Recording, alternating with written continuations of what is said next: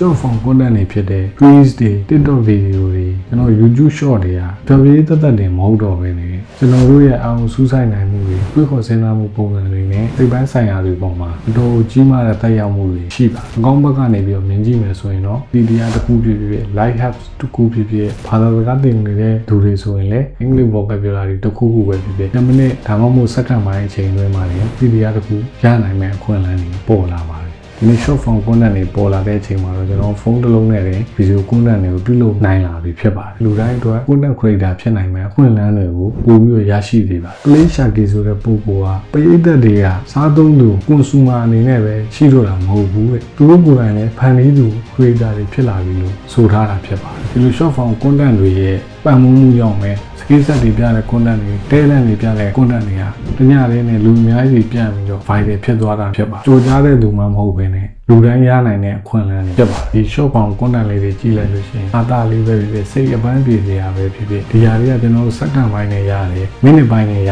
သူ့လိုစိတ်သက်သာရစေတယ်ပညာရစေတယ် viral ဖြစ်ဖို့အခွင့်အလမ်းတွေရှိတယ်ဆိုတာလေးနဲ့အတူတူပဲအခြားတစ်ဖက်မှာလည်းဒီ short form content တွေဆိုးကျိုးတွေကလည်းလေးလူရှုထားလို့မရပါဘူးအစိုးဘက်ကတက်ရောက်မှုတွေထဲမှာအကြီးမားဆုံးထင်ရှားဆုံးတစ်ခုကတော့ကျွန်တော်တို့ရဲ့အောင်စူးစိုက်မှုတွေကိုယုံနေလာစေတာပဲဖြစ်ပါတယ်ဒီလို short form content တွေပဲအများကြီးကြည့်နေတဲ့အခါမှာကျွန်တော်တို့အုံနောက်ကချိန်တူတူနဲ့ရလက်တစ်ခုရမယ့်ဟာတွေကိုပဲကျွန်တော်လိုချင်လာတော့10မိနစ်စာလောက်ရှိတဲ့ဗီဒီယိုတစ်ခုတော့မှကျွန်တော်အောင်စိုက်ပြီးတော့မကြည့်နိုင်တော့ဘူးအရှိကြီးတွေဆိုလည်းကျွန်တော်ဖတ်ဖို့စိတ်ဝင်စားတာမျိုးတွေဖြစ်လာတာ long form content တစ်ခုကြည့်တာတဲ့ဟိုဒီ short form တွေမှာအချိန်ပိုပြီးတော့ပေးမှမသိပေးဖြစ်တတ်ကြတယ် topic တစ်ခုကိုမိနစ်20စာနားထောင်နေဆိုလို့ရှိရင်နောက်တစ်ခုကိုကျွန်တော်ဆက်နားထောင်ပြချင်မှနားထောင်ဖြစ်တော့ဒီ short form လေးတွေကြတော့ content တစ်ခုပြီးတစ်ခုကတခါတလေသတိမထားမိပဲနဲ့နိုင်နဲ့ချီပြီးတော့အဲ့ဒီမှာပဲကြာသွားတာမျိုးတွေရှိတတ်ပါ Kristen Harris ဆိုတဲ့ပုဂ္ဂိုလ်ဟာဒီ short form content တွေဒီ social media တွေအားတဲ့မင်းရဲ့အာရုံကိုပဲတွန်းမှုနိုင်ကိုကြိုးစားနေတာမဟုတ်ဘူးတဲ့ဒါနေလို့ရှိရင်မင်းရဲ့ဘဝကိုပါ